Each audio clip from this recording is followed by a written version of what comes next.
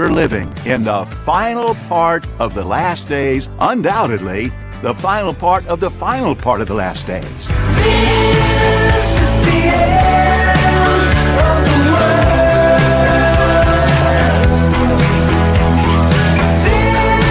This is the end of the world.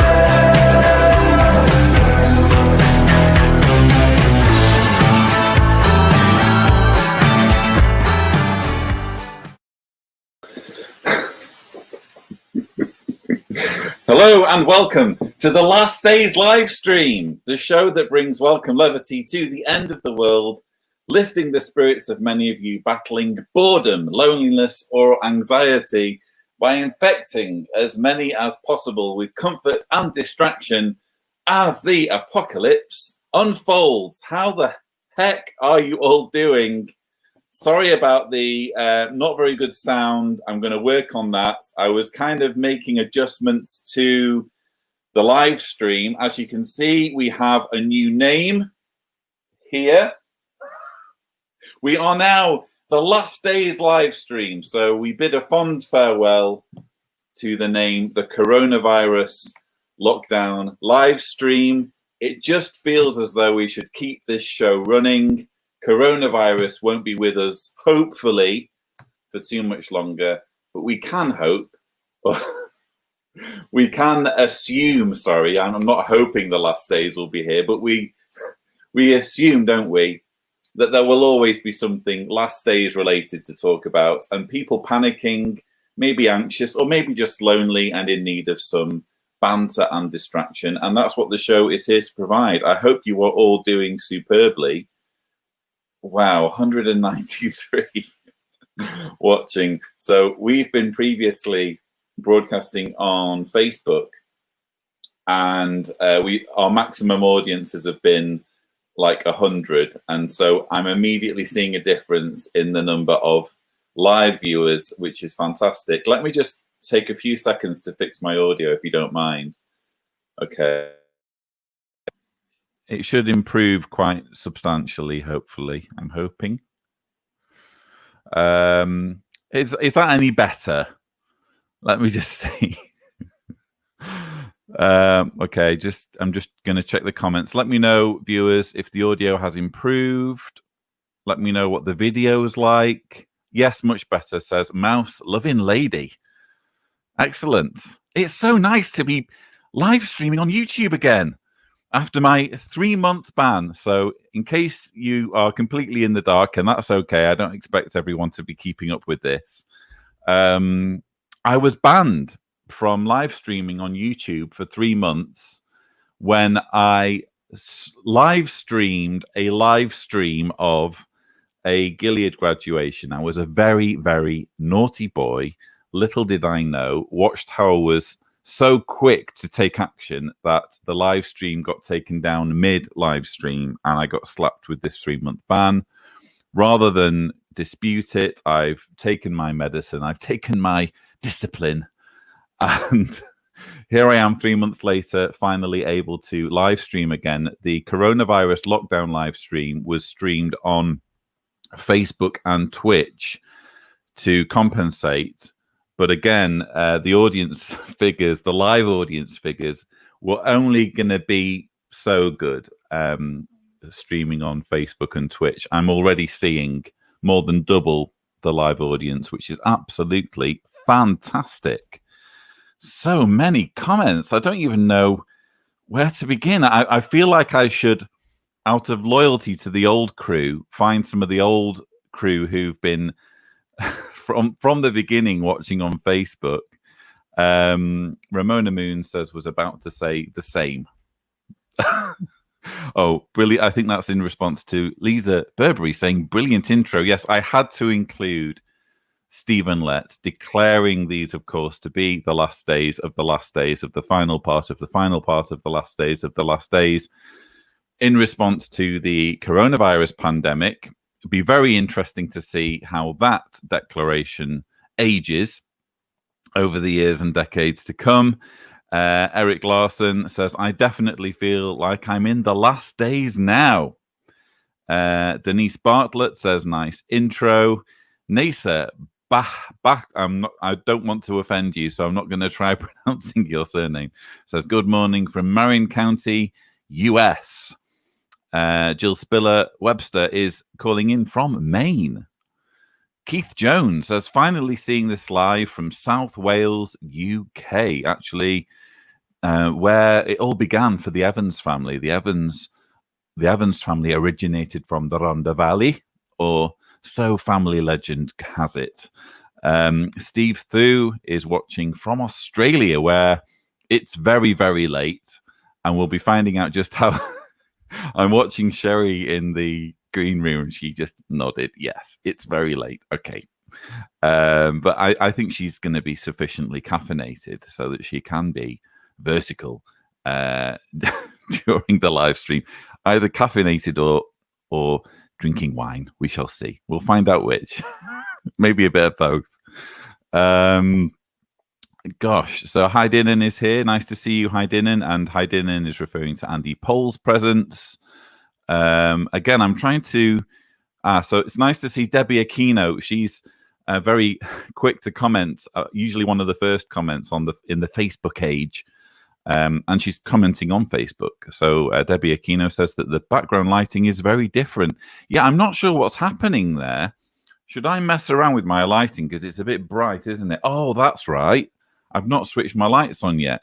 Now we get to see the difference of what the bunker looks like with and without my lights turned on. So let me turn the lights on. So hopefully things are now in slightly sharper relief.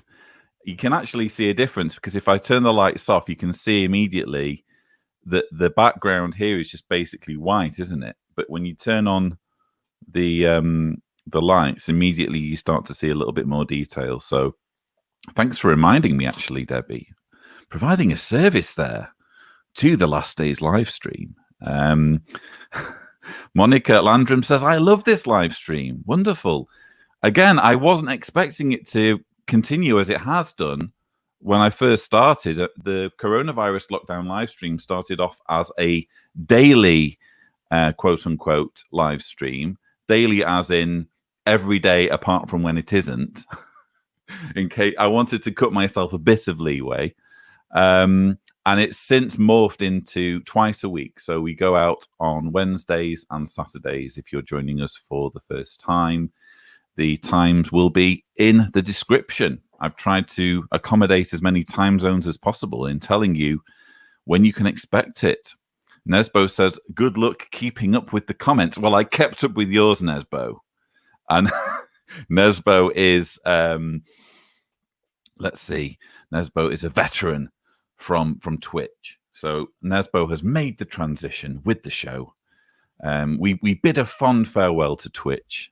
Twitch did very well in helping us get going, but now we're with a bigger audience. You see 334 watching now. That's triple what we would normally expect, or triple what our maximum expectations for viewers, which is wonderful.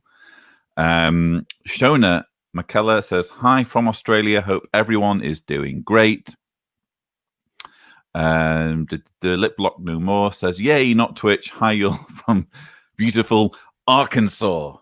Yes, you see, it's not pronounced Arkansas. Don't anyone tell me it's pronounced Arkansas. It's pronounced Arkansas. I learned that lesson the hard way.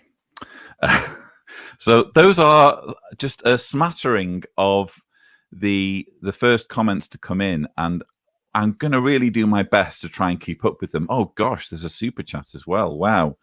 So I missed a super chat. It's somewhere in there from Lisa Burberry. So thank you so much, Lisa. That's wonderful. I'd completely forgotten about super chats. I was just delighted to be live streaming again. So that's wonderful.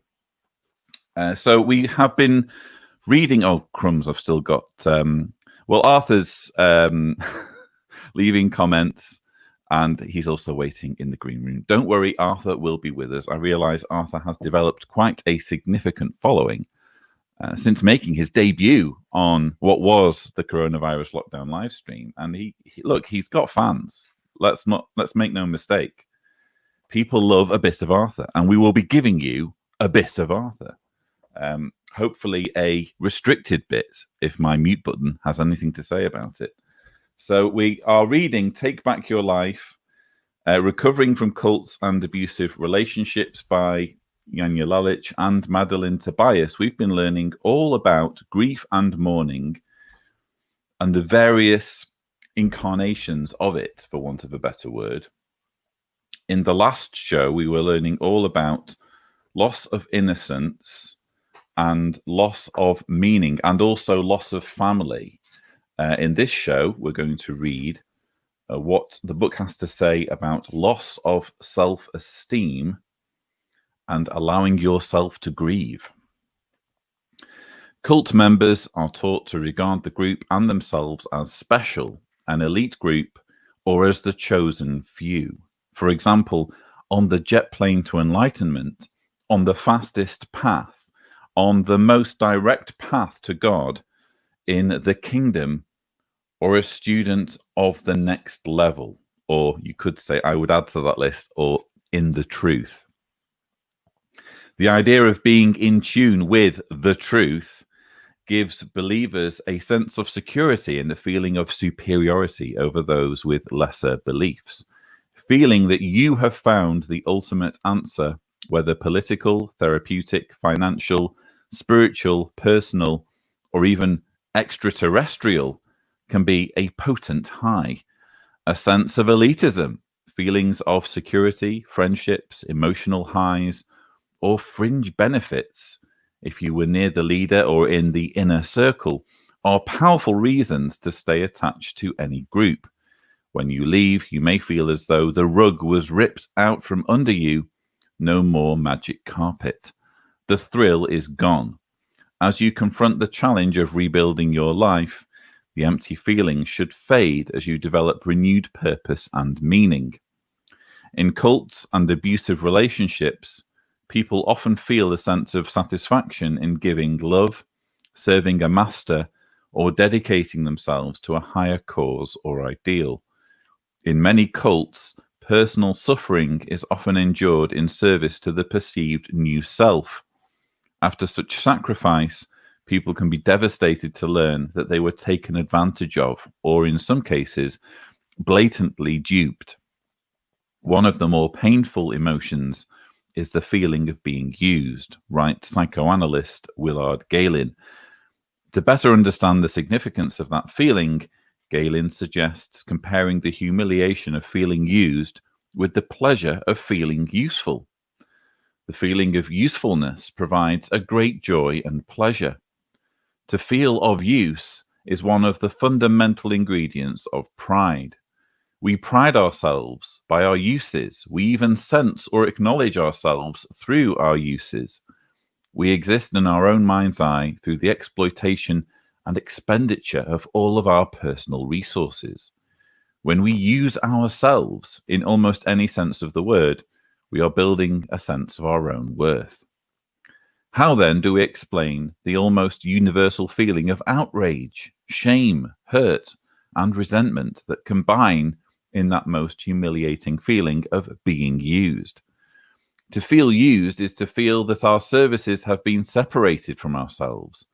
It is a sense of the violation of our central worth, as though we ourselves are important to the other individual only because we are a vehicle for supplying the stuff that he desires. It may be most graphic and evident that what he desires is a material or physical thing, our money or our possessions, but we are equally offended when what is taken or used is our intelligence, our creativity, our companionship, or our love. Not wanting to admit to feeling used or duped may keep people in cultic situations longer than they would like.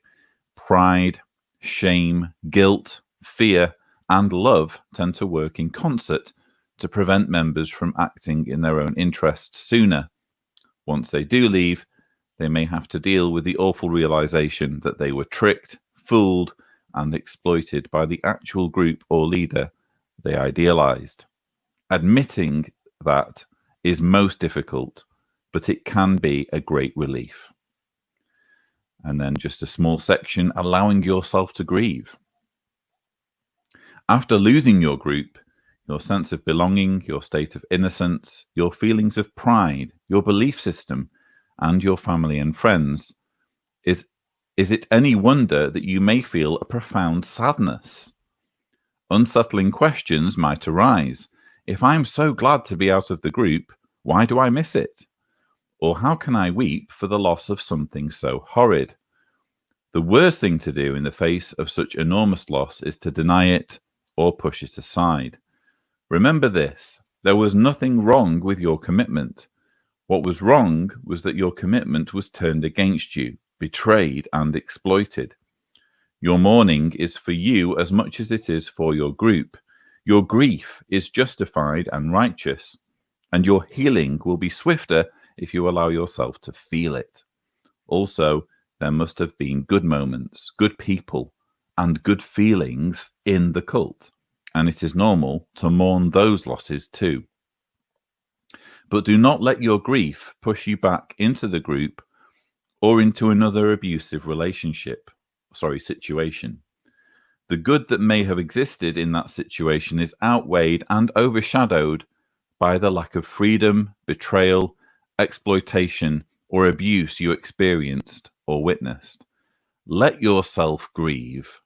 Then move on to integrate the experience and rebuild your life, your own life.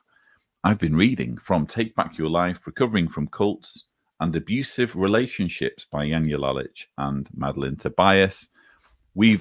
I've found it very, very helpful reading it on the coronavirus lockdown live stream and now on the last day's live stream, just as a great way of understanding how the experiences of many former Jehovah's Witnesses can be universal with the cult experience. So Janja Lalich is here writing in many cases about cults that have very, very different belief systems and policies and hierarchies to the Jehovah's Witness organization.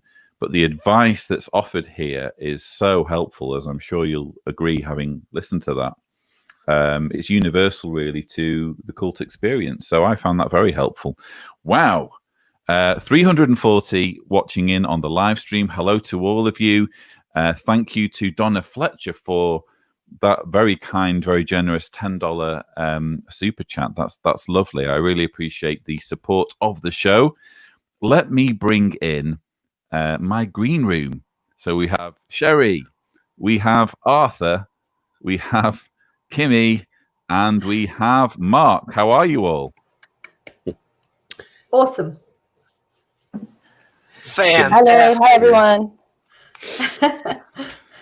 So anyway, as we were saying, Lloyd, Stephen Lett, in the arm bumps that he's out giving out now with the Gilead graduation, I think that's a little unusual, and I've never seen that before. Hey everybody, we're back from the Gilead graduation, and you must excuse Mark's sense of humor. He wanted to just continue as though we'd just been interrupted from the last 3 months time ago. live stream. 3 months ago, no less. So here we are with a new backdrop. I decided to get rid of the toilet paper because that will become more and more confusing, hopefully, as time progresses.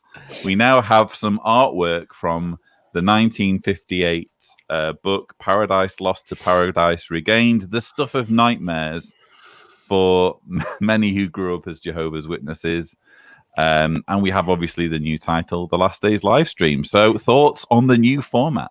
Okay, so I want to say this book, it's really funny. So I started this new job. I'm a contractor for the Coast Guard.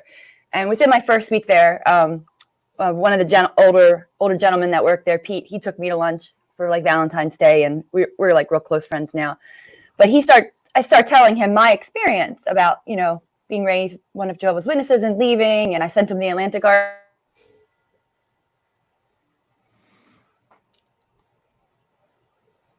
I think we might have lost Kimmy. Did we freeze? She's frozen. She's been frozen out.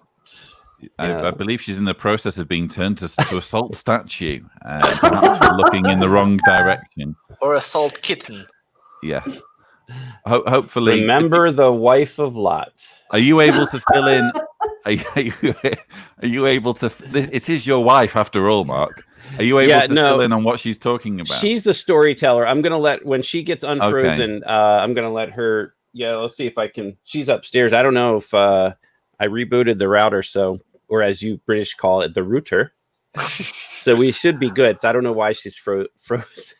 I guess it's Jehovah's judgment. It's probably working her way down from the second floor to the first floor. The cats are going to start dropping. I will just say, viewers, you do have to, now that we're on YouTube, we've been upgraded to YouTube. I hope you'll understand that we do occasionally have our technical problems. We're just, because what happens is we don't choose a panel. The panel just chooses itself. I send out a link to the JWsurvey team, and basically anyone who is available joins. So that's how things work. Sorry, guys. That's okay, Kimmy. So yeah, I'm upstairs a part of my house, and for some reason recently our Wi-Fi router I've been having issues. So I'm on Didn't you call that room my room at one point? Yeah, I did. Lloyd's room. So I'm in Lloyd's room. My room. And so anyway, I'm on a different high five Wi-Fi. I'm tired. Anyway, early in the morning there.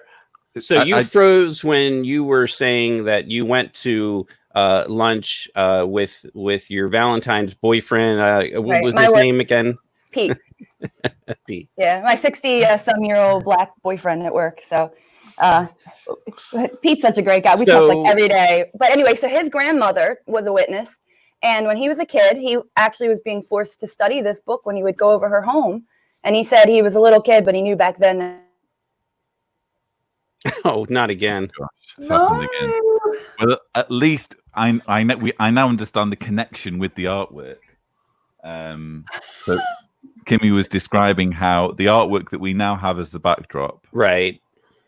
Yeah, it was part of his history. And that's interesting because so many people were sort of in a tertiary way connected to Jehovah's Witnesses because of these books, and they were just so prolific. So yeah, so I don't know. Are you on the 2.4, Kimmy, or did you just freeze again? I think she's giving us all evils at this point. Yeah, she's blaming it on me. I think I feel intimidated, so I'm going to boot her off. I guess it's Satan. Satan influences with the help of demons. Yeah, I think she needs to reboot her laptop. But Arthur, you were very smart there with your timing, with your very triggering words. So yeah. But I appreciate that you've put in the artwork up there, Lloyd, because it had a valuable impact on. Valuable is not the word. It was impactful upon lives. Not sure of the value. Well, it is a valuable impact because in absolute value, it's a high value. Regardless of being a negative value or a positive value, but it's a significant amount of value associated to this imagery. Yeah, nice to see Ex-Cult Baby in the comments. The idea that Jehovah isn't making much progress in stopping systemic child sexual abuse, but he is interfering with this live stream is hilarious. Yes, we can blame it, I think, on Jehovah's hand. It is in Jehovah's interests to shut down a live stream that mocks the prolonged nature of the last days and the fact that they just seem to keep going on and on and on. So we also have a few other comments. Let me just scroll through. Okay. So apparently we're having a few trolls in the live chat. So yes, Sherry has gladly, I'm very glad to hear, taken on the role of moderator. So Sherry will be trying to get rid of any trolls in the live chat. I'm actually quite encouraged by the fact that there are JWs trolling us, because that shows that they are finding their way to our channel or to our live stream. Question here for Arthur. Arthur Weber, do you have a cat to show us? It's a dog, actually, Gabrielle. Usually a dog that looks dead. He has a cat. I have two cats, actually, but for now, the dog is very clearly dead at this point. Arthur, why'd you keep a dead dog in your apartment? Because he's sleeping. It's a bit warm in the room, and he's probably waiting for some attention to be given him. But that will happen a bit later because it's time for our weekly morning weekend meeting here at the last day of the live stream, with more than 300 people attending. It's almost like a circuit assembly, a smaller circuit assembly. I just need to say thank you to Margus Nee Jr. and Mercury Dime for their super chats. Very, very kind of you. Thank you. It seems Clarity 2 says, "Oh wow, is it my eyes? Great purple background, love it." Thank you, Clarity 2. I love it too, and Yeah, because if I do say so myself. Yeah, because back in the 50s, when we didn't have maps, we didn't have 4-color web offset printers. They only had black and white artwork in the publications. Indeed, and in this particular book, I noticed Jesus is beardless. I think it's on the stake, but yeah, if you check this book, he doesn't have a beard. Sherry, Yes. how are you still vertical? And tell us what time it is. Well, it's nearly 1:30 on Sunday morning, the 14th of June. How am I vertical? I've had a few things fire me up today that I don't think I would have slept anyway. So Oh, of course. Yeah, here we are. is one of those things one of the things that we're going to talk about with Mark Quite shortly? possibly. Yeah. So, are you on coffee or wine or both? All of the above. All of the above. Sounds good. And hopefully, third time's a charm, Kimmy. Hopefully, we are going to plug back in No. my Ethernet cord up No. here. So, did I disappear? Oh, there's a voice. I Not again, Don't- Kimmy. yeah, I don't really know why she's in the room just about directly above where I am. I'm beginning to think it's. Oh, I'm beginning there's to think it's my movement. computer, maybe, Mark. Yeah, can you use your cell phone No. and join? Oh us yeah, up? if I have to, I'll just join on my cell phone. If I get cut off again, Yeah. Lloyd, I'll jump on myself. Thanks, Mark. And I think about that. You can also use my little Chromebook if you want. Yeah. Now, Sherry is going to, while Kimmy sorts that out, Sherry is going to be doing 2 segments today because, as you may have noticed, there is no Sasha, and veteran viewers of the live stream will know that Sasha does a poetry corner. Sasha, of course, being Sherry's husband, and he's not here. But Sherry has kindly agreed to step in and do Sasha's poetry corner on behalf of her beloved. We shall see whether it's a love poem, perhaps a romantic poem towards Sasha. I'm intrigued to see what Sherry's come up with.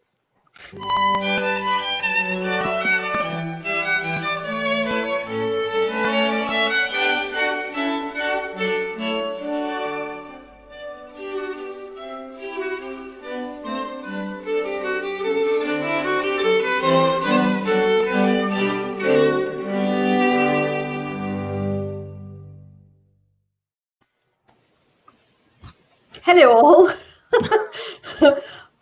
So How do first I off- compare thee to a summer's day?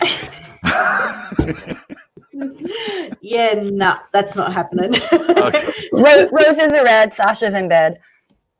Yeah, well done, Kimmy. Because that's very true. No, what he has prepared this evening, if I was to send you a photo, you would see this. How many pages have we got? 1, 2, 3, 4. All written out here for me to read. He's prepared for everybody this evening. Let's see if I can do it justice. Go on. Okay, so first I have to say, and I'm going to post it into the chat right now. This is not actually from Sasha. This is from a very well-known Australian musical comedian on the ABC network called Sammy J, and his work is downright hilarious. I definitely recommend that you check him out. But he has done a poem that's quite apt. Well, it was a song, actually. I'm not going to sing, but I'll read this out to you and you'll get the idea of it pretty quickly. It is called Goodbye, My Lockdown. Oh. Okay. Yes. All right. Nights full of nothing and empty weekends. No pressure to see any family or friends. Food gets delivered and left at your door. It's illegal to visit your mother-in-law. We had it so good that we flattened the curve. Now we've got the punishment that we deserved. So goodbye, my lockdown. Thanks for your time. The all-day pajamas, the afternoon wine. It took a pandemic to finally see that the life of a hermit, that's the life for me. COVID is bad, but I'll tell you what's worse. Social occasions where you must converse with actual people in an actual room who can actually smell you, not like on Zoom. So goodbye, my lockdown. Goodbye, my love. Isolation and me, yeah, we fit like a glove. The side of a calendar that's totally clean, it's worth more to me than any vaccine. The government says that it's safe now outside, so I'll put on some pants and I'll swallow my pride. But hundreds of billions is a pretty big hole. Can I trust their advice if they can't cost the dole? So maybe it's safe to stay where I am. I have enough toilet paper to last until Jan. But if someone drops around for a casual chat, I'm flying to Wuhan and eating a bat. So goodbye, my lockdown, so long overdue. When the second wave comes, I'll be waiting for you. 'Cause who will return to the life that we knew, overcommitted and miserable too, saying, where are your shoes? We're going to be late, spending all day doing things that we hate. So goodbye, my lockdown. Farewell, my friend. I'll never finish a jigsaw again. It's the time with my kids that I'll never forget. It's the flexible hours, the sourdough bread. Yeah, we flattened the curve. We got out of strife just so we could be flattened by everyday life. Oh, very, very nice poem and very well read, and almost actually quite poignant as well, because it feels as though that's a little bit of a farewell poem to our old incarnation as the coronavirus lockdown live stream. And we will continue to try and cover COVID-19 related stories and events. We're just kind of trying not to date ourselves too much with the name of the show. But that was a lovely poem. Did you have any other poems you wanted to share, or perhaps Kimmy's got a limerick? Or No, my on the fly poem I already came up with. So maybe we'll do something interesting next week or week after, because as I understand, let's see here, we all kind of flew into Australia at different times last year, but we're coming up on 1 year since since our visit to Australia. Now, Kimmy was holding the fort down here, thank you very much, and Arthur kept Romania safe from invaders. While the rest of us descended upon Sydney, Australia, and Sherry and Sasha put together just a fantastic event with like 130 or some people, I think, and Angus Stewart. And so maybe we could talk about that in a week or so, because we're coming up on that. It was a really nice visit to Sydney and a great chance to interview some people that were very significant, played a significant role in what happened with the Australian Royal Commission of 2015. Indeed. No, it was a really special trip. Very, very fond memories. Can't believe it's a year ago. And what a different world that was. I was saying to you, was it in a previous show, Sherry, I was asking about what it was like driving to Auntie Bev's, because obviously there's been the wildfires since we were with you. And I'm fascinated to know what the landscape looks like as you're driving through kind of more rural parts of Australia. So we had an experience driving back. On the way down was fine, apart from the traffic, because restrictions had just sort of lifted here. So we had a long weekend last weekend and everybody took advantage of it. But on the way back, to avoid the traffic, Sasha and I decided to take a different road up over the mountains, and little did we know it was taking us right into the heart of where some of the fires had been north of Nowra. And so this is 6 months on, just about. There were a lot of green shoots and a lot of young saplings, but it was obvious that we were going through an area that was just had been devastated, absolutely devastated. And it went for so long, and we could look out and see over the ridge and the escarpment that it had just been totally ruined. But there's a lot of new growth. So that's really encouraging to see. We've had a lot of rain, which is really nice.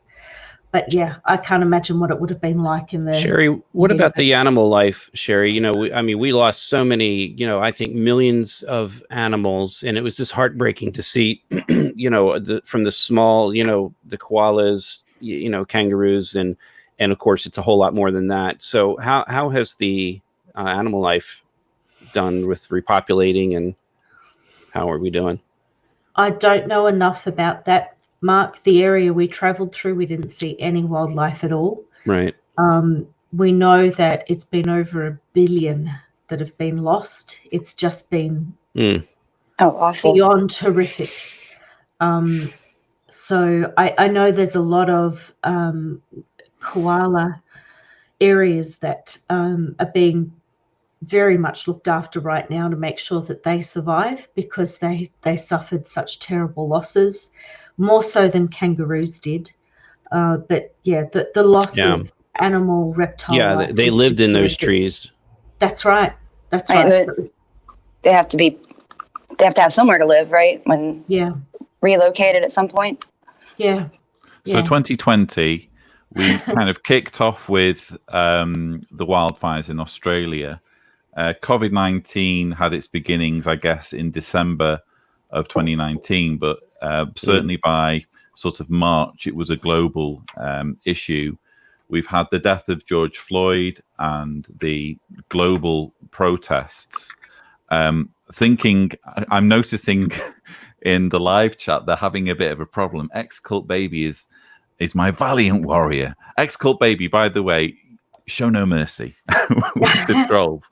But apparently we're being inundated by some who are at least sympathetic towards the JW point of view. And my thinking is, bear in mind what a terrible year it's been. I mean, 2020, gosh, it's just been a train wreck so far, and we're only halfway through. And it leads you to wonder what's going to be in the next 6 months, an alien invasion or something. So what do we say, panel, to Jehovah's Witnesses who might be stumbling on this show for the first time, thinking, oh, well, this is going to be a commentary on the last days? How do we explain why we don't think it's the last days? I'll say this. So a few days ago, a journalist who's been in the business for about 60 years was interviewed. I'm trying to remember his name. I don't know if it was Mike Wallace or it might have been Mike Wallace, but he was interviewed, and they asked him, you know, obviously he's lived through a lot of news stories and spent his entire life in the news business. And they asked him how what we're experiencing now compares to 1968. So in 1968, we had, you know, incredible amount of rioting that happened, and it was due to racial tensions that had escalated. And we saw the assassination of Martin Luther King Jr. Later, we saw the assassination of Robert Kennedy, John F. Kennedy's brother. And it was just a terrible, terrible time. And according to what he said in the comparison of the two, and he lived through that very, very difficult time and reported on it, he said it was worse back then as far as the rioting is concerned, in the destruction. And obviously there was a great deal of police brutality that happened back then. But what he said was that while that was a little bit worse, what we're going through now, in a sense, is a little bit worse because we're experiencing it at the same time where we're dealing with this global coronavirus, which has now killed over 110,000 just in the U.S. alone. So whether or not that answers your question, from the standpoint of a reporter. Well, my question, I guess, was, given all of that, how do we contextualize this for someone who is trying to say, well, because it's so bad, that proves that we're in the last days, and that proves that Armageddon is coming, and that proves that the Jehovah's Witness teachings and predictions are correct. Wait 10 years. Right. Well, I would take the one where COVID-19, the leaders are preaching that, this is proof of pestilence in the Bible and we're in the last days, but things aren't getting worse. They're actually getting better. So when the Spanish flu came out, the first wave killed 3 to 5 million people. I think the second wave, it was something like 30 to 40 million people. So we have much better science and understanding of viruses. We have much better healthcare and supports and hospitals. And so, while it's bad, we were able to contain it and save lives. So it's not progressively worse. So, and then a lot of these high fundamental religions have been preaching these end times for a long time, and they do it for a reason. It's to control members. It's a fear indoctrination. So the Spanish flu took 100 million lives. That's how many. Wow. Okay. Yeah, and bear in mind that if you'd have been alive in 1918, where are you going to get your hand sanitizer? Where are you going to get your face masks? All of the kind of policies that have been implemented that would have been very difficult to implement. I mean, even just getting information out quickly was not something that you could do in 1918 without the internet. So we're far better positioned due to medical and technological advances to deal with things like pandemics. And that's showing in the fact that, as Mark said, we're dealing with, I think it's 300,000 worldwide or something like that in terms of deaths. 300,000 is probably more than that, but let's take 300,000. That's a lot. It's not 100 million, So even in the last, let's say, 110 years, there are examples of more deadly diseases.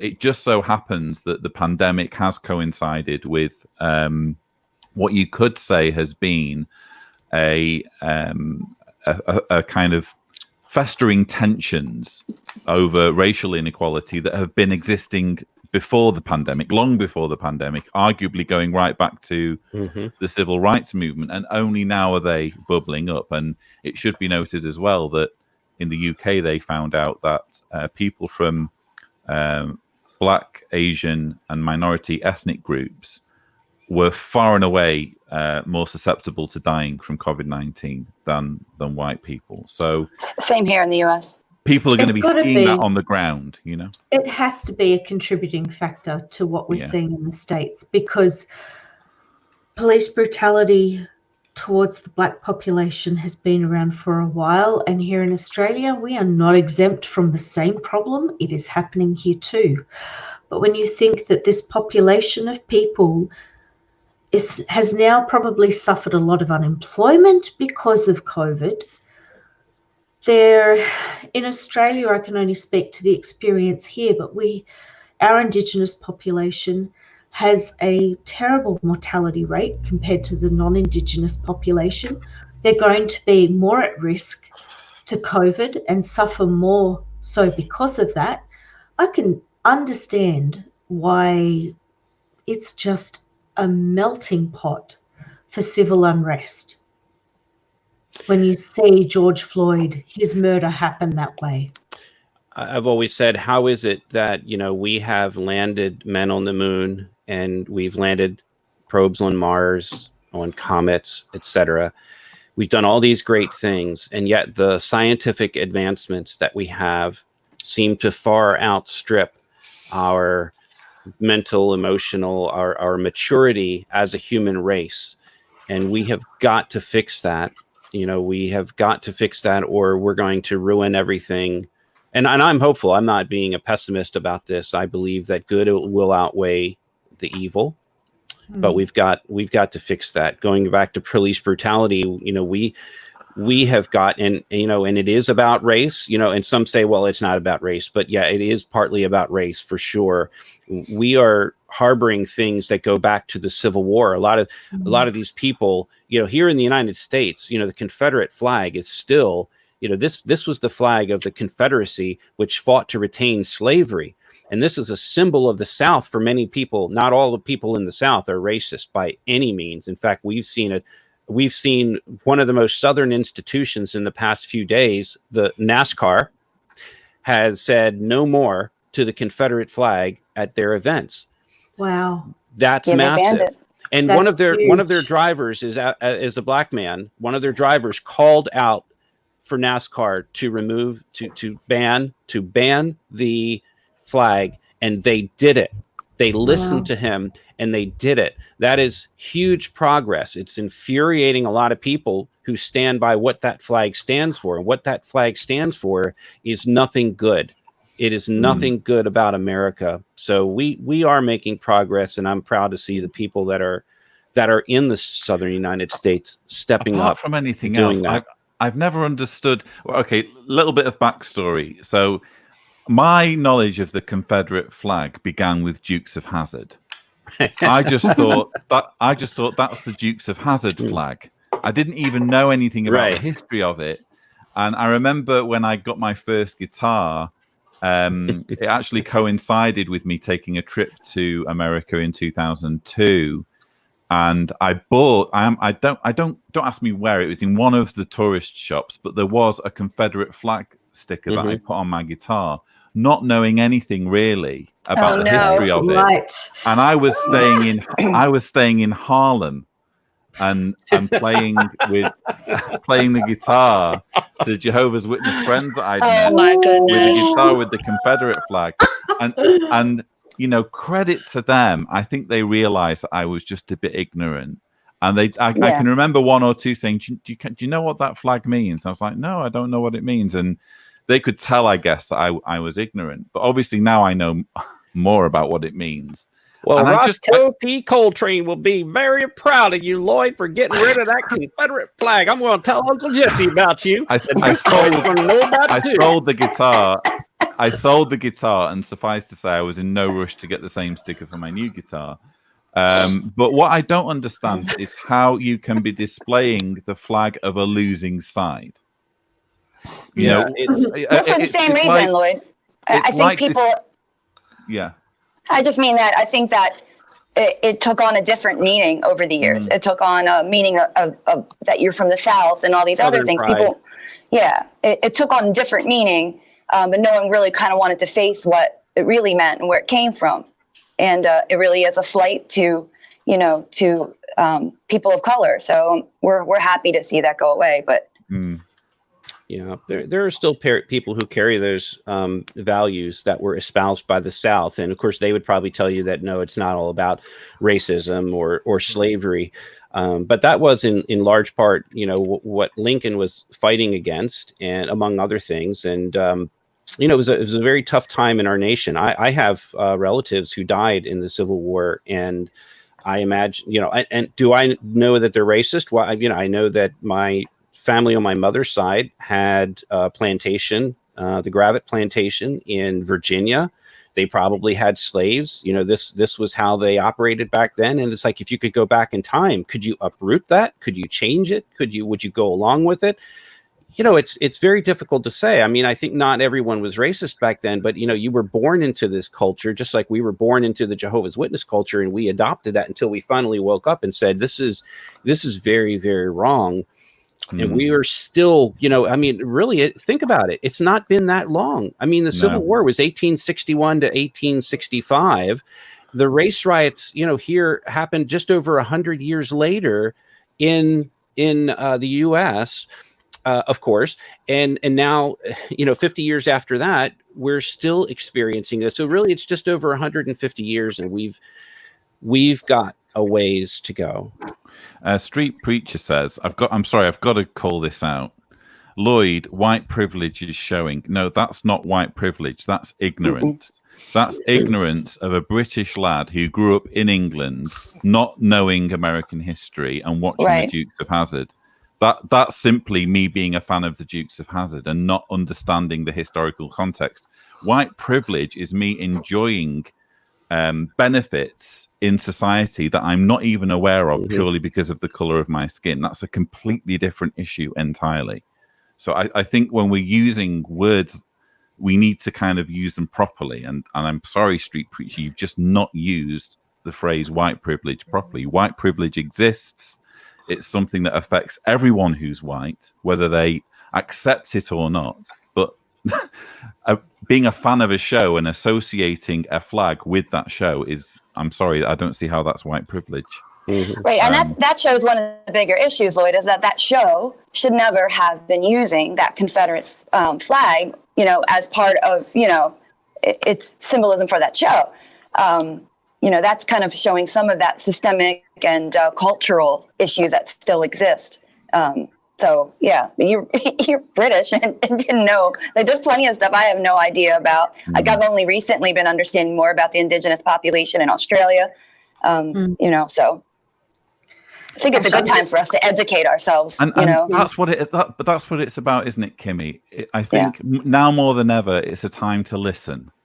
It's a time to basically shut up and listen to what other people have to say who have had it far worse over the years.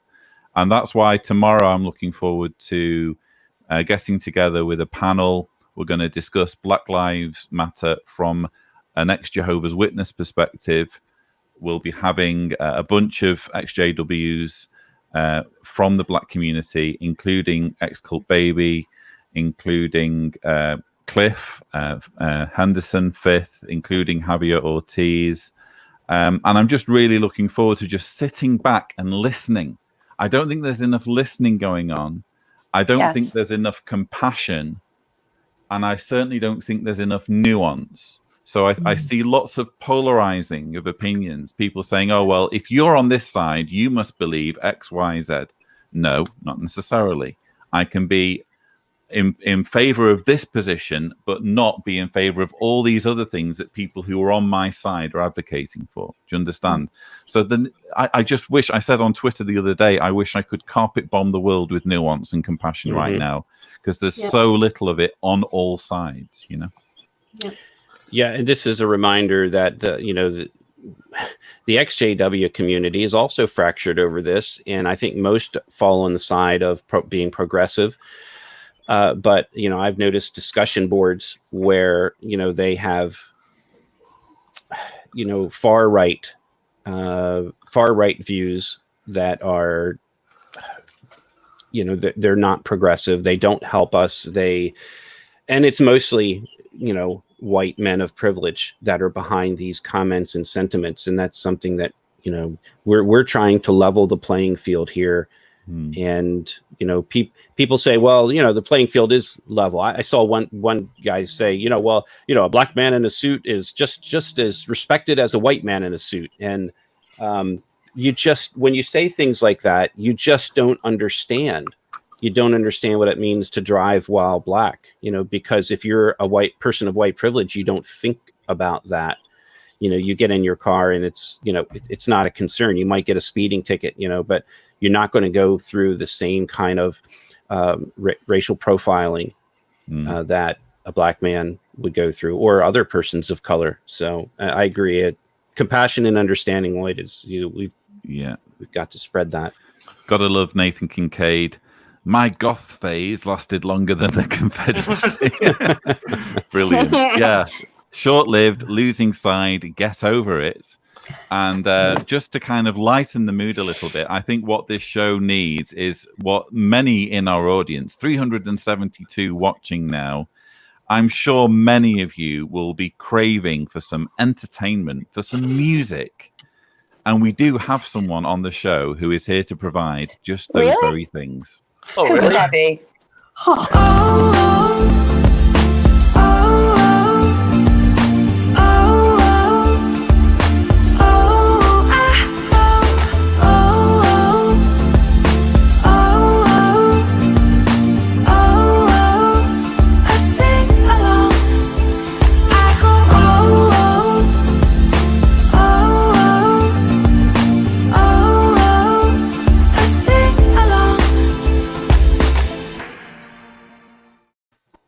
Well, good morning, everybody. Praise the Lord for this first ever episode of the Last Days live stream, a rebranded version of the coronavirus lockdown live stream. Thank you for all the 370 plus people watching at this very moment, and welcome to this segment of entertainment and music in a Christian sense of the word, ladies and gentlemen, dear brothers and sisters. Because last week we had a talk on Ezekiel here in our congregation, I thought I'd bring the Bible to a bit of the past and grab one of the first of the Judges period. Actually, before the Judges came to Israel, and I will talk about a strong man from the Bible who inherited Moses' legacy and had the privilege to reach the promised land. His name is Joshua. And what did Joshua do? What was his strength? Well, Joshua fit the Battle of Jericho. Well, I've enjoyed today's sing-along with Arthur. Unfortunately, there has been no music. So Arthur decides I know for what's himself. coming. Arthur no. decides for himself whether there will be music in this segment, and it seems that we do then have music. let's rock.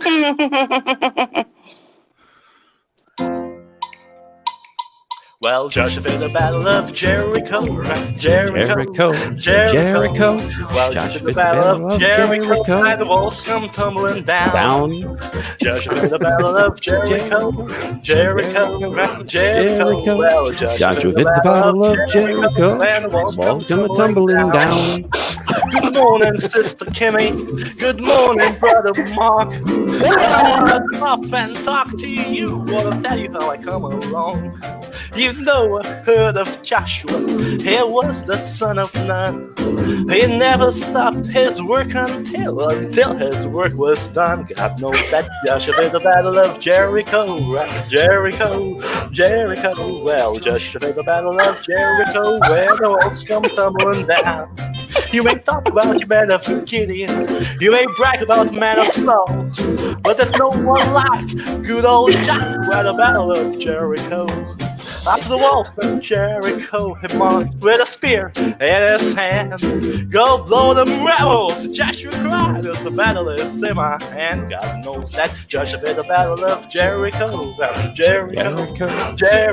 Well, Joshua fit the Battle of Jericho, and the walls come tumbling down. Way back, Gideon, you ain't brag about the man of soul. There's no one like good old Joshua in the Battle of Jericho. And well, me praise Joshua, Lord, in this live stream. There's no one like good old Joshua at the Battle of Jericho.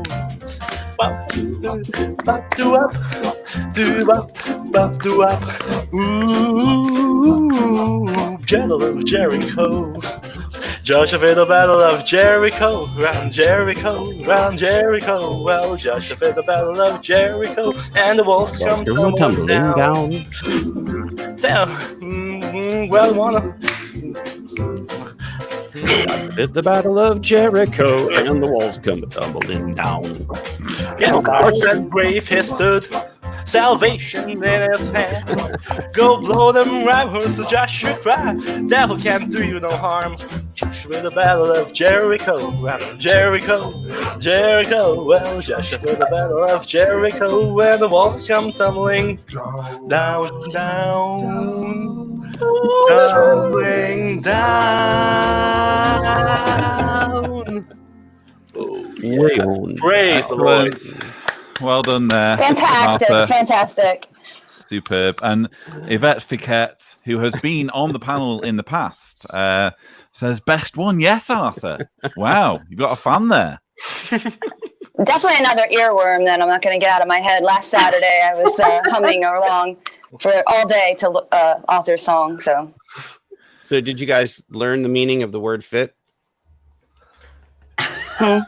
Yeah, of course, because we're here in the Southern Baptist congregation. We didn't say fought, we say fit. Fit equals fought. Right. Yeah. So it's the whole Joshua fought the battle of Jericho. Except Yeah. you say fit. X-Cult Baby says encore. I'm not sure the audience can handle No. that sort of Nor brilliance. the panel. Although Mark, I think, could. Lancer Choate says Mark is pretty good. Maybe we need to do a sing along with Mark, Mark, in Do a future duet. live So Mark likes streams. to do Johnny Cash when we do karaoke. It's been a few years. Maybe we should change the words to one of his songs. Interesting idea. Heidi Kelly wants to know what happened in Jericho. A bloodbath, apparently one of many, when the Israelites were occupied. Probably Jericho. if Jehovah's Spirit will inspire the organization to do a feature film on the conquest of Jericho and the future, who knows? Gosh. Well, He was they've doing already. so good, Larry. He was doing so good. Now he's triggering. Well, the thing is, the organization have already shown that they have the appetite to go into full ISIS mode with their Josiah recreation. So, be careful what you wish for there, Arthur. Ramona Moon says Arthur found his new band member. Next time Mark and Arthur have to sing together, I'm imagining a world-beating boy band, to be honest. I think we've seen the beginnings of it in this show. We'll get the Yeah, we have dancing vocals down. by Mark, we have rapping by Fifth, and we have our very talented guitar player in the person of John Cedars, aka Lloyd Evans. Big But what round we of also applause for our have, host. on the last day's live stream, in abundance, is comfort, and here to bring it to us is Sherry.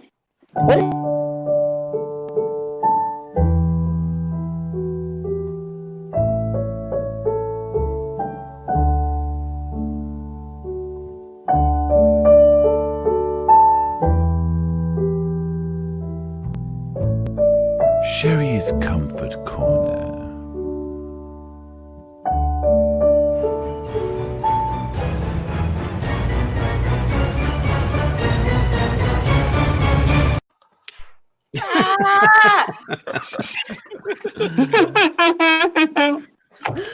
Oh dear, I never get used to it, even though I know what's coming.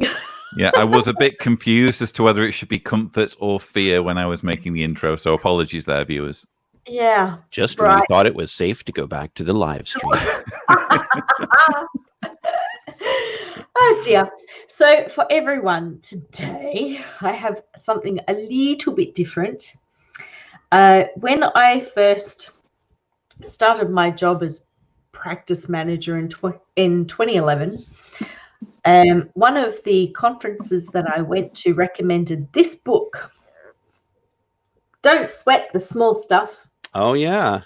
And it's all small stuff. And this book I just thought was fantastic. It was the first time that I looked at something not JW related that could help you have a better perspective on life. And so I think the first two chapters, which are only 2 pages, very little pages, would be fantastic for the Comfort Corner. So the very first one is Don't Sweat the Small Stuff. Here's what it says.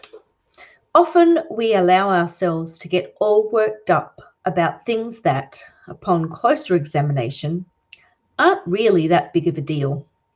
We focus on little problems and concerns and blow them way out of proportion. A stranger, for example, might cut in front of us in traffic. Rather than let it go and go on with our day, we convince ourselves that we are justified in our anger. We play out an imaginary confrontation in our mind. Many of us might even tell someone else about the incident later, rather than let it simply go. Why not instead simply allow the driver to have his accident somewhere else? Try to have compassion for that person and remember how painful it is to be in such an enormous hurry. This way we can maintain our own sense of well-being and avoid taking other people's problems personally. There are many similar small stuff examples that occur every day in our lives. Whether we had to wait in a line, listen to unfair criticism, or do the lion's share of the work, it pays enormous dividends if we learn not to worry about little things. So many people spend so much of their life energy sweating the small stuff that they completely lose touch with the magic and beauty of life. When you commit to working toward this goal, you will find that you'll have far more energy to be kinder and gentler. And I really liked those thoughts to put things in perspective. And I think the next one, which I'm going to carry on with, because this is something I continue to need to work on, make peace with imperfection. I've yet to meet an absolute perfectionist whose life was filled with inner peace. The need for perfection and the desire for inner tranquility conflict with each other. Whenever we are attached to having something a certain way, better than it already is, we are, almost by definition, engaged in a losing battle. Rather than being content and grateful for what we have, we are focused on what's wrong with something and our need to fix it. When we are zeroed in on what's wrong, it implies that we are dissatisfied, discontent, whether it's related to ourselves, a disorganized closet, a scratch on the car, an imperfect accomplishment, a few pounds we would like to lose, or someone else's imperfections, the way someone looks, behaves, or lives their life. The very act of focusing on imperfection pulls us away from our goal of being kind and gentle. This strategy has nothing to do with ceasing to do your very best, but with being overly attached and focused on what's wrong with life. It's about realizing that while there's always a better way to do something, this doesn't mean that you can't enjoy and appreciate the way things already are. The solution here is to catch yourself when you fall into your habit of insisting that things should be other than they are. Gently remind yourself that life is okay the way it is right now. In the absence of your judgment, everything would be fine. As you begin to eliminate your need for perfection in all areas of your life, you'll begin to discover the perfection in life itself. We just have to take 2020 out of all of that, of course. Of course, yeah. But there's some really good ideas and philosophies in that I think ring true for a lot of us. Certainly Indeed. for me. Very comforting. In fact, too comforting for one of us, because it seems that Arthur has vanished. Although veteran followers of the show will know that he's prone to doing this. He has a very busy social life, and his dog has to take a wee again. Sometimes his dog needs to urinate, and sometimes he gets called by people. Arthur needs to urinate. Sometimes he needs to urinate. He could be urinating as we speak. We have no way of knowing. He's not here. But he nevertheless might join us before the end of the show. Now, there's two things I'd like to do in the 20-something minutes that we have left, because these shows run for 90 minutes in total. I want to play a voicemail that we've received. Those of you who want to send in voicemails, by the way, and have us play them in the show, here is the link that you need, speakpipe.com/Cedars. Alternatively, if you want to record an unlisted YouTube video that we play on the show, here's the email address to send it to. Again, always a bit nervous when I put my email address on my channel, but there we go. What's the worst that could happen? But we have had a voicemail through, and then, if it's okay, Mark, while I'm sorting this voicemail out, I have tried to get that audio. For some reason, I had problems with the formatting. So no, I've got it ready to go. It's ready to go. So you're ready to play it on your side. Yeah. That's fantastic. So let me play. Arthur's rejoining us now. Arthur, are you taking your dog for a wee? Yep. Okay, thank you. Thanks for confirming. So we're just going to play a voicemail, Arthur. Feel free to chip in. I'm going to mute you because there's lots of background noise. There we go. So let's see. Where's my message? Here we are. Hi, Lloyd. Thought I'd send in a voicemail since you said you hadn't had any in a while. I'm not a Jehovah's Witness and have never been one, and I'm interested to know what percentage of JWs take all of this stuff seriously. The broadcasts, the stifling rules, the restrictions, and so on. I was raised Catholic, although I consider myself an atheist at this point. And growing up, I kind of learned that in pretty much every religion, you get your religious folks who take everything pretty seriously and follow the rules pretty strictly. And then you have your casual folks who believe their religion or believe in a god, but maybe they don't go to every mass or they don't fast when they're supposed to, and so on. But from what I can tell of JWs, there doesn't seem to be a huge subset of people who just kind of believe the religion but don't stick to every tenet. Do these people exist? Are they floating in between people of good standing and bad association? Would love to know your thoughts. Thanks. What a great question, and so nicely spoken. I could listen to that voice forever. So thank you so much. Definitely. For that voicemail. Feel free to chip in, panel. I guess the short answer is yes, there's a spectrum of kind of the degree, the extent to which people are devout in any religion, and the same applies to Jehovah's Witnesses. And what will happen is, if you are a Jehovah's Witness or you identify as one of Jehovah's Witnesses, but you are, for example, leading a double life, or you're going to parties and drinking a lot or whatever, you'll still be welcomed at the meetings. It's just that you'll find that you don't have many friends because you're singled out as being bad association. That's maybe an overly simplistic answer, but I'd be interested to see what the panel has to say. It's very true. I think we could, I almost hesitate to answer because we could talk about this for hours and hours. But yeah, I think you said it, Lloyd, there is a spectrum. And I think the more that you become involved in the church, in the religion of Jehovah's Witnesses, then the more, you become, the more you enact your own self-fulfilling, it's almost a self-fulfilling prophecy where you become a victim of your circumstances. You let the religion, the doctrine wash over you. And then, of course, you start gaining your self-respect.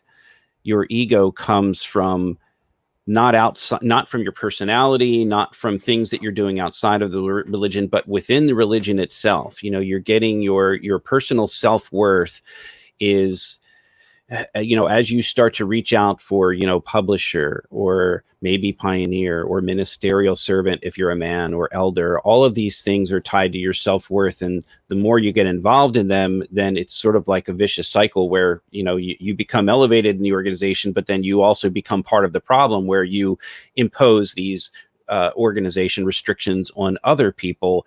And whereas if you are one of the we call them fringe witnesses, then you're taking a risk that you will have no friends, as you said, Lloyd, that you will become sort of ostracized. You'll get counseled all the time. And I think there's a certain segment of Jehovah's Witnesses that, especially young people, that just don't care. They, I've known people to get disfellowshipped 3 or 4 times and just come back, disfellowship, come back, disfellowship, come back. And they don't seem to have the same kind of integrity to the religious beliefs. And I don't know if it's necessarily because they don't believe them. I think that sometimes people put these things on a shelf and never really deal with the reality of whether 1914 is true or 607 is true, or I shouldn't have said those 2 numbers twice. 1914, the blood doctrine, whether all these things are true is, I think people kind of just accept it as it is and say, well, I love God, the Bible. I love the fact that we don't go to war,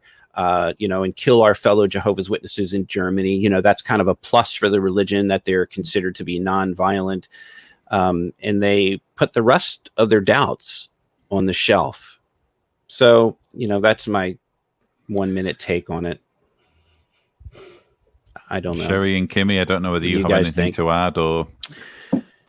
I do think that what you guys both say is accurate, but I think it's a little different maybe with these high controlling religions where you have so much to lose. So maybe for like Catholics and stuff, you can pick and choose. You can take a little of this, what you feel, and take a little of that. It's on my dad's side of the family. They're Catholic, but they're not really. They don't believe and do everything. Whereas with Jehovah's Witnesses, if you really want to actually be a, Jehovah's Witness in good standing, you kind of have to take most of that and follow most of the tenets. The way I think of it, especially when I was listening to the voicemail, I was imagining how things are at conventions, because we always used to say on the attendance department, I mean, I actually kind of got, how can I put this? I ended up working on the chairman's office eventually, but to begin with, I was on the attendance department, and what they always used to say was, the people who don't take it seriously are the ones that are walking around during the sessions. So in most convention venues, let's say it's a sports arena, there will usually be a concourse that runs all the way around. And so during the talks, you'll have mothers with their babies in pushchairs trying to get their babies to sleep, but you'll also have people just wandering around while the talk is in progress, who are just bored, quite frankly, and not interested in what's being said. So they used to call them moons in the attendance department when I was working at conventions, because they orbit around. They're not part of the organization. So that's kind of what I was thinking when I heard that. Yes, there are people who don't take it so seriously, and they're probably more easily identified at these very boring events, where those that just can't handle it just end up kind of wandering aimlessly around the concourse, you know. I'm curious to know if something I recall is just an Australian thing, or whether you guys have heard of it too.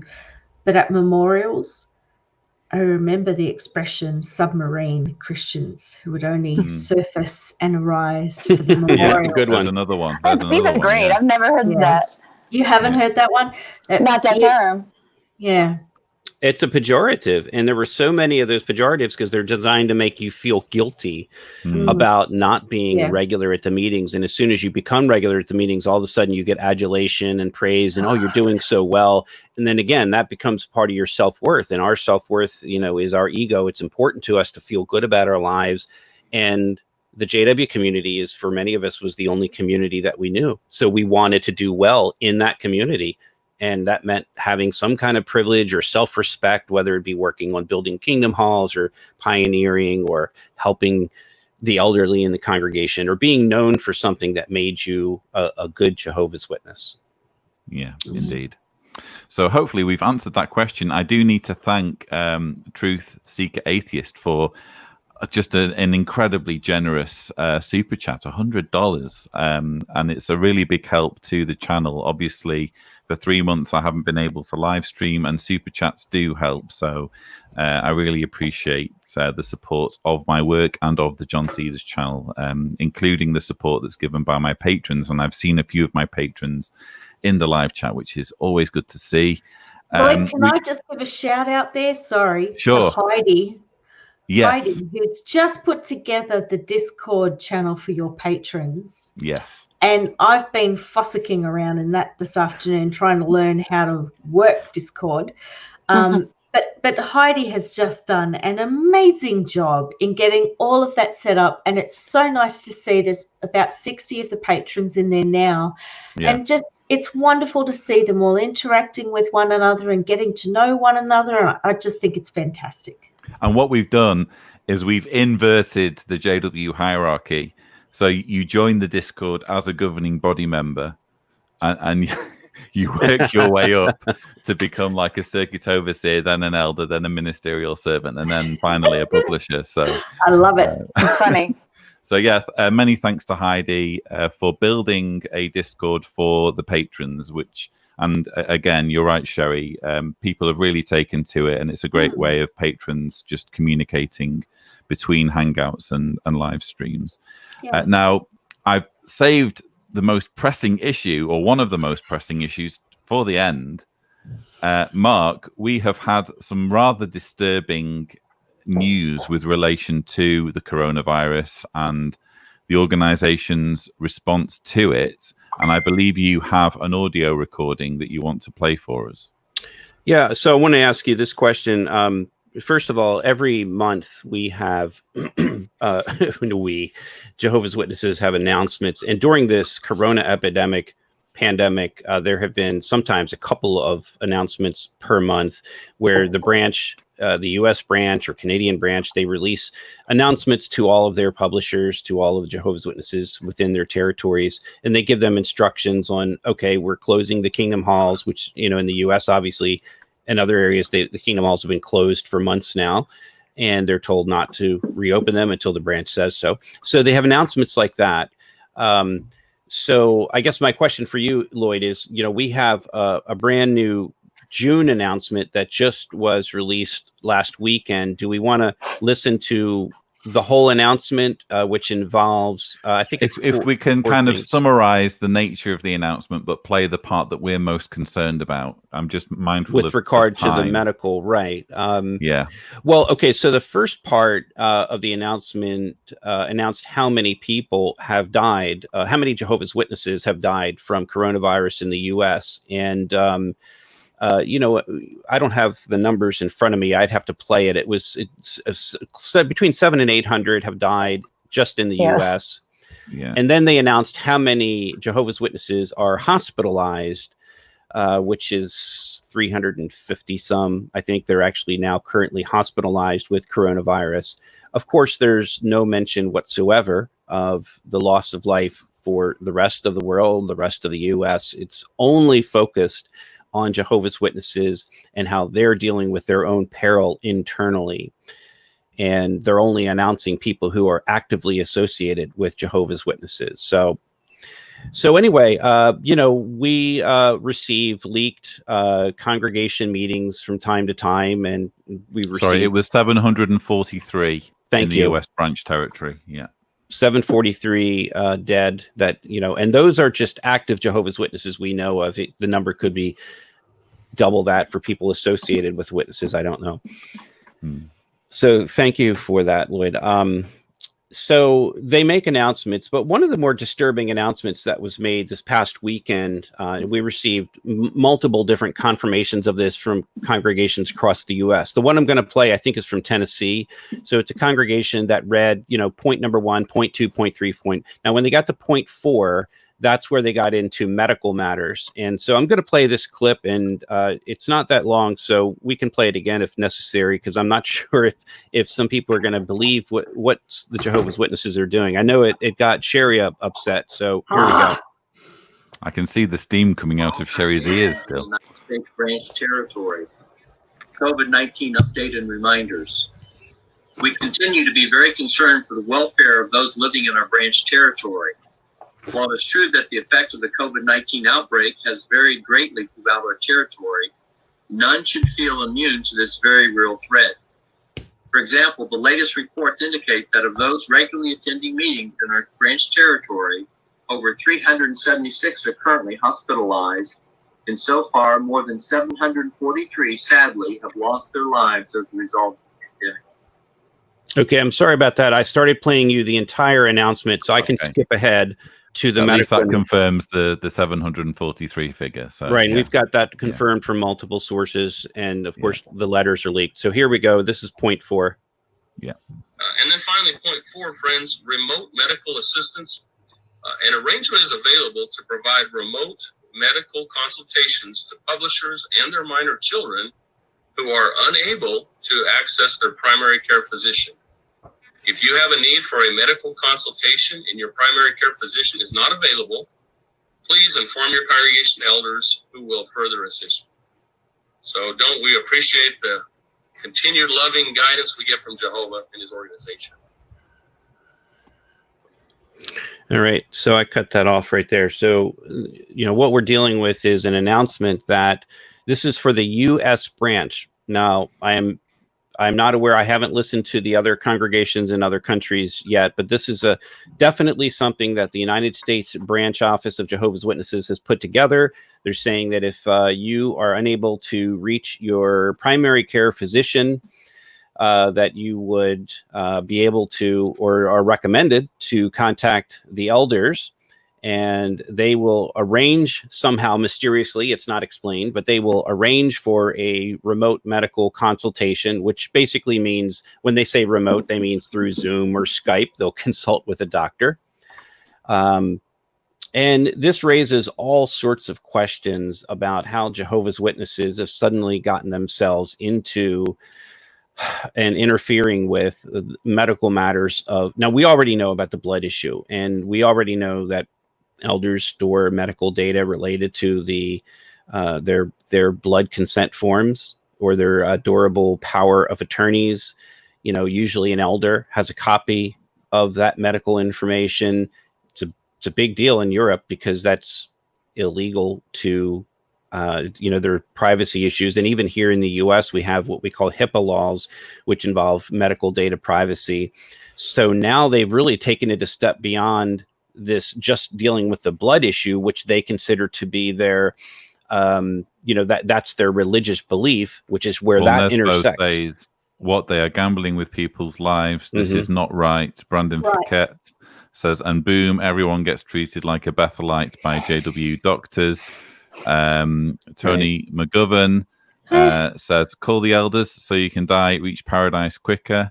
And Nathan Kincaid says, wow, they're doctors now. Sounds legit.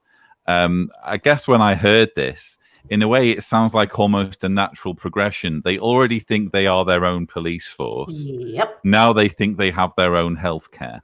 Oh, yeah. And we know that they do. They know doctors and nurses that are Jehovah's Witnesses, and they keep track of all of those. So you wonder, how they're going to facilitate this, but it's unnecessary.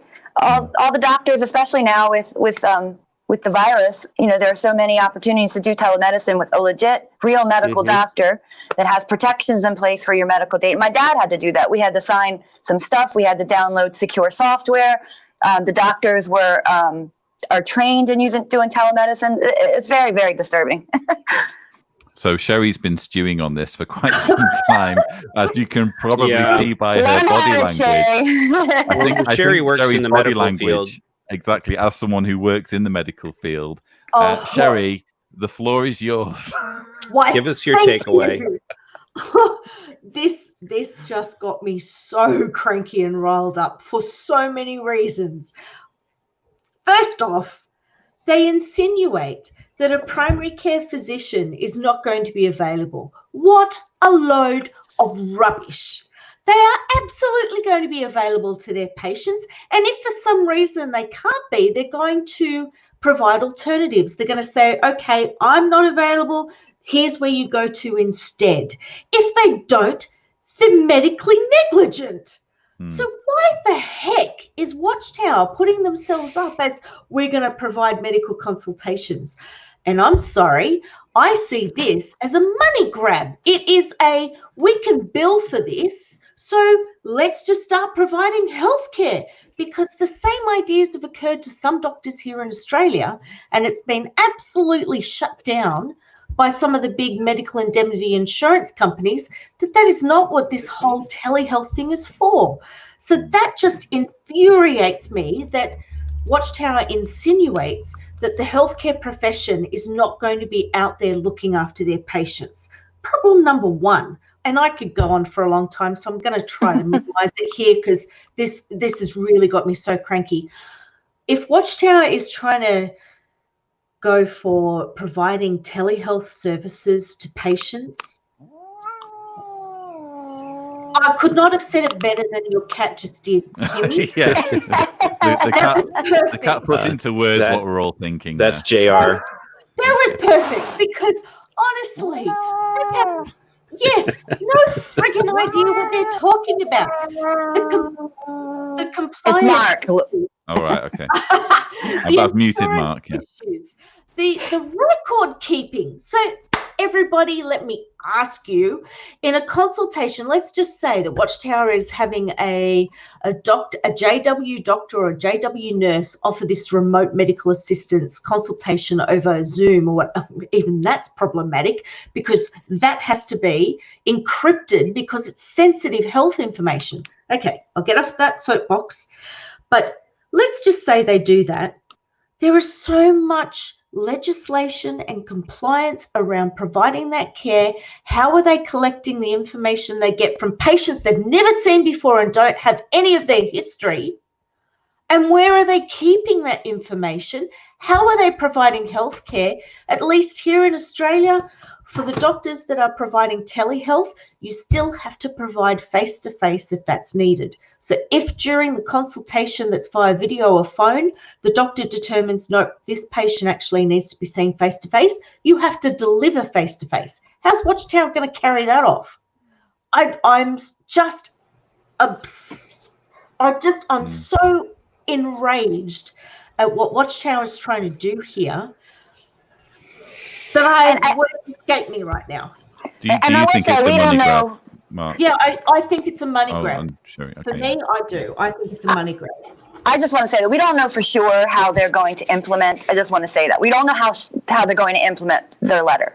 It could be simply that they have a list of either recommended doctors or they have a list of Jehovah's Witness doctors, and they're just putting you in and facilitating, and they're not doing any sort of telemedicine or money. However, there is a prejudice there because, you know, they are directing you to get a certain type of medical care from certain doctors that have a certain agenda that, you know, are going to work within their directives. And so that still puts somebody at risk. So, you know, we know they're not going to push the convalescent plasma if this person was needing that, and so on and so forth. I just want to put out there, we don't know for sure how they're going to implement this, but it's wrong, you know, from all levels. That's a good point, Kimmy. What worries me is that you will have more vulnerable people in the witness organization who are going to go, oh, healthcare's on offer and I've just got to speak to an elder. And they'll miss the part that says, if your primary care physician is not available, which I dispute is even possible. I don't think that scenario actually exists, that your primary healthcare physician is not going to be available. But anyway, they're going to hear, oh, I can get it from Jehovah's organization. What a loving provision. And completely, and that's going to be the elderly ones, the ones that have no one else, you know, like if Mark wasn't able to continue having a relationship with his mom, which they tried to do and sever that, then, you know, someone like his mother might be asking for that kind of help. That's definitely very troublesome. And in the United States, all primary care doctors are available now. Even Medicare is accepting telemedicine. They never did that before. So I don't know. I'm with you, Sherry. I don't get it. I don't understand. What are they even playing at? There isn't even a need here that they need to step up for and address. It doesn't even exist. So what are they doing? It looks like they're doing a charity. Right. They can say, oh, we're really helping. Right. They're trying. It's almost like they're mitigating any negative publicity. No, you're making it worse. The first thing I thought of was propaganda value, because they love this sort of thing. I can just imagine the first few people who sign up for it, there will be a camera crew there and they'll be filming the whole thing, and the person will be sitting down and giving an emotional testimonial, holding back the tears about how wonderful Jehovah's organization is for riding to the rescue and doing what their doctors were willing to do. I see it. I kind of first connected the dots and thought, oh, they're doing this so that there's one more thing they can brag about on JW Broadcasting, but I hadn't considered the possibility of there being a financial side to it. So that's very interesting. And what will be interesting is that they may say, oh, look at the numbers. We had X amount get sick and hospitalized and die prior to this program. And since implementing this program, we've had, you know, a lesser amount, not recognizing that, you know, other things like social distancing and so on and so forth are responsible. Like propaganda, they'll probably take some sort of, claim. Lloyd, the only reason why I think it's a money grab is because being in the profession I'm in, I have attended a whole lot of webinars since COVID started that have been provided by either the Australian Association of Practice Managers or through Avant, which is one of the leading medical indemnity insurance companies. And it was actually at the Avant, one of the Avant webinars, where the question came up where some opportunistic entrepreneurial GPs had thought, oh, there's a business opportunity here.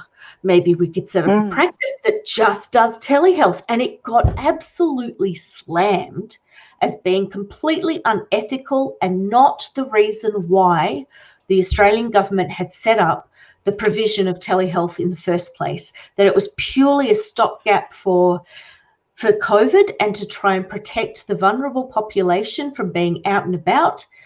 So that's what put the thought in my head, that when I saw Watchtower was doing this, I'm thinking it's Yeah. going to be billable. There's something they can bill to health funds or Medicare. Why else would they be doing it? Right, well, because we're- the Bethel doctors may be able to, provide the telehealth and bill the insurance, but Absolutely. So we're not, at this point, we're going to be investigating and researching and watching this very closely, because we don't know if there's a financial component to it. We're not suggesting it. I mean, I know you are, Sherry, but at this point, you're right, Mark. You're right. investigative wise, we have no evidence of that. But I think Yeah. Lloyd's right about the propaganda opinion. value. And speaking of propaganda value, I know we're running out of time. I want to mention something briefly that our viewers can go offline and look this up themselves. They can go to jw.org. So there's a video that has just been released on jw.org, and maybe Lloyd knows the date of it, but it's a fairly recent, I believe. It's called Organizational Accomplishments, a Loving Provision for Times of Distress. It's very easy to find on jw.org. It's under what? It's going to be my next upload. I need to do Okay. a rebuttal to it because it's absolutely horrendous. Yes. Yeah. So the long and short is just that this is sort of like a propaganda piece saying how great and loving the hospital liaison committee arrangement is. And then what's interesting, of course, that they do these video clips and quotes from their own people, such as HLC high-ranking representatives that work in Brooklyn, that interact with other hospitals and doctors and so forth. And as you know, they have this whole network of bloodless surgical hospitals across the U.S. and in other countries. Like Englewood Hospital is famous in New Jersey for having this, bloodless surgery unit with all of these Jehovah's Witnesses working there or advocating for Jehovah's Witnesses and their bloodless surgical techniques. So what they've done is they've gone ahead and done quote mining again, and this time it's not for science like as to do with evolution, but they've grabbed a hold of a transfusion specialist in Toronto, Dr. Jeannie Callum, and there is like literally a 10-second clip from Dr. Callum where they're talking about what her hospital is doing, and it's just one sentence. I'm just gonna read you what she says, and it's disjointed. She says, quote, "Our surgeons got incredibly fantastic about doing procedures differently, advanced technology to do procedures that now didn't require a blood transfusion." End of clip. This is a tiny clip, the only clip they used out of who knows how long they interviewed her for, but they've quote mined this little tiny clip of her saying procedures that didn't require a blood transfusion. And what that does is it puts in the mind of the viewers of Jehovah's Witnesses and the public that this prominent doctor who is a specialist in blood transfusion, this is her whole job, is advocating for blood transfusion, for helping hospitals and doctors correctly transfuse, not too much, not too little, to save lives through blood transfusions. She has videos all over the place of her giving speeches, thanking the blood donors who have come. And here, Jehovah's Witnesses who have cost the lives of tens of thousands and more of their own members for this deadly blood policy that was invented in 1945 or thereabouts. And they're using this woman as a shill for the Watchtower organization, as if to say we're legitimate. She is legitimizing what we in the hospital liaison committee is doing.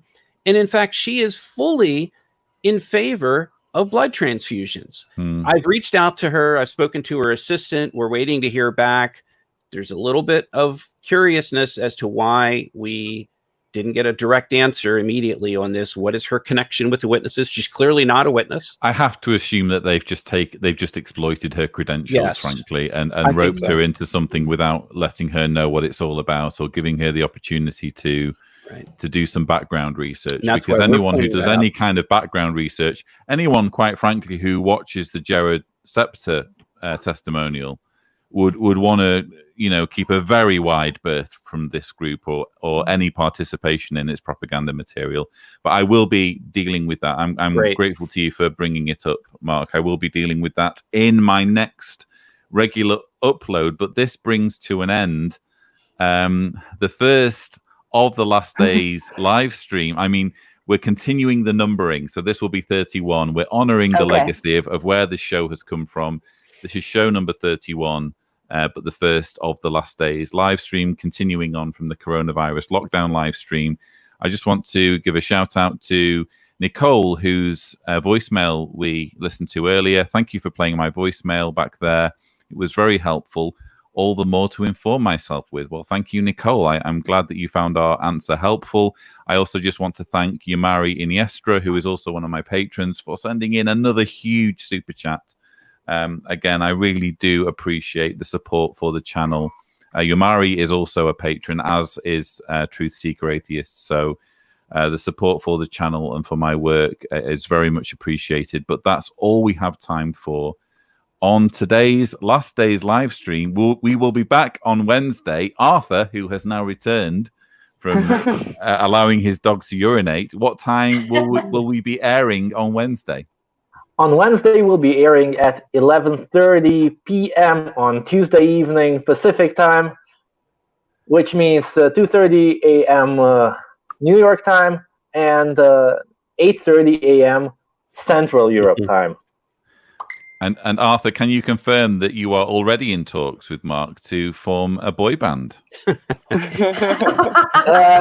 Well, a man band. I would probably not divulge backstage information yet until the appointed time. There is a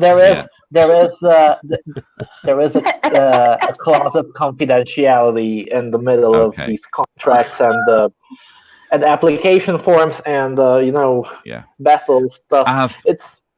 As Arthur's mind unravels, we bring the show to an end. Thank you so much to my wonderful panel for some fantastic conversation. We've touched on many subjects, but I found it very interesting. And thanks also to the 300 plus viewers. Actually, it peaked over 380. Usually we get 80 on Facebook and Twitch. Now the combined audience for Facebook and YouTube during the show has been over 380, which is absolutely fantastic. Definitely seeing a difference with YouTube. So it's good to be back. Thank you to all of you for watching. Please do remember, stay safe and stay positive, and we will see you in the next show. Take care. Bye. Thank you for watching. Cheers, guys. Bye-bye.